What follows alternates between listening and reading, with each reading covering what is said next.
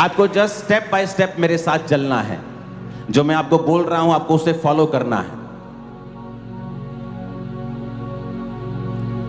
शैतान हमेशा नॉनसेंस करने की कोशिश करता है जब बड़े काम होने होते हैं, लेकिन हर बार वो अपनी बेइज्जती करवाता है। 2017 में क्रूसेड्स होते थे, हर महीने 3 क्रूसेड, एक मंगलवार फिर क्रूसेड, दूसरा क्रूसेड, तीसरा क्रूसेड, इसी तरह से क्रूसेड चलते थे। और लोग,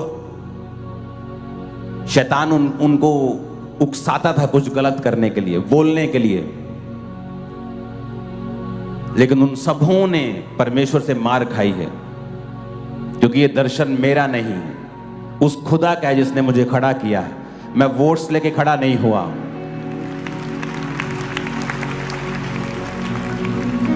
इतने क्रूसेड्स होते थे, इतने, और ऐसा नहीं है कि एक क्रूसेड था तो बहुत रश था और दूसरे पे होता नहीं था।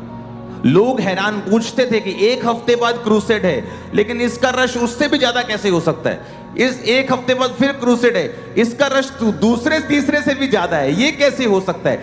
इतने लोग कैसे आ सकते हैं? एक, चलो मान लो साल में एक मीटिंग हुई, चलो जी सभी कलीसियां इकट्ठी हो गई, बड़ी गिनती हो गई, पर आप हर हफ्ते करते जा रहे हो, संडे करते जा रहे हो, थर्सडे करते जा रहे हो। एक महीने में मैंने 18 बड़ी मीटिंग्स की थी, मुझे याद है, संडे थर्सडे मिला के। तो लोग सोचते हैं ये कैसे हो सकता है, इतनी मीटिंग्स कैसे, इतना बड़ा काम कैसे? और व्यक्ति था एक फॉरेन में, वो गाड़ी, अपनी गाड़ी में, बड़ी सी गाड़ी थी उसके पास, गाड़ी में लाइव होकर मुझे गालियां निकाला करता था, सीधा गालियां। क्रिश्चियन था वो, गाड़ी में बैठकर गालियां निकालता था वो। और प्रभु ने मुझसे कहा था तो जवाब मत देना, मैं जवाब दूंगा। और मैं क्रूसेड पे क्रूसेड, मीटिंग्स पे मीटिंग्स, वो गालियों पे गाली। उसी गाड़ी में उसका एक्सीडेंट हुआ, 9 महीने आईसीयू में रहा, कीड़े पड़ गए बॉडी में, और फिर मरा वो। और बड़े कमाल की बात बताऊं, आज तक मैंने उसकी एक भी वीडियो नहीं सुनी वो उसने क्या कहा मुझे।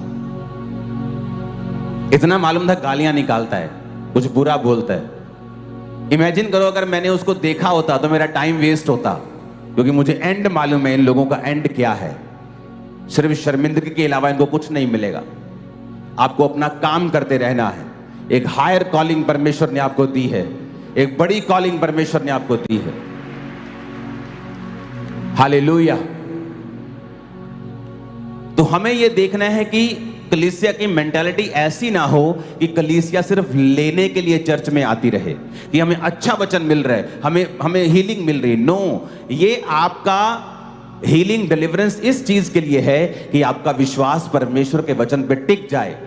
उसके बाद जब आप घरों में जाएं, आप प्रार्थनाएं करें। ये हमारे स्पिरिचुअल अगुवे ने क्या कहा है प्रार्थना करने के लिए? अच्छा, ब्रांचेस, प्रभु जी ब्रांचेस पे तेरी दया हो। विरोध को हम डांटते हैं, शैतान को हम डांटते हैं। सब फाइनेंशियल परमेश्वर इंतजाम करे। और क्या है? अच्छा, मीटिंग्स होनी है, अमृतसर में बड़ी मीटिंग है, प्रार्थना करते हैं। फिर चंडीगढ़ में बड़ी मीटिंग है, प्रार्थना करते हैं। आपको ये चीजों के लिए प्रार्थना करनी होती है। और जब आप, परमेश्वर आपको देखता है कि आप उसके किंगडम में एक पार्टनर बन गए हैं। पार्टनर सिर्फ पैसों से नहीं बना जाता। मैंने कहा पैसा जरूरी नहीं है, पैसा सेकंड नंबर पे आता है, थर्ड नंबर पे लगा लो, उससे भी नीचे कर दो।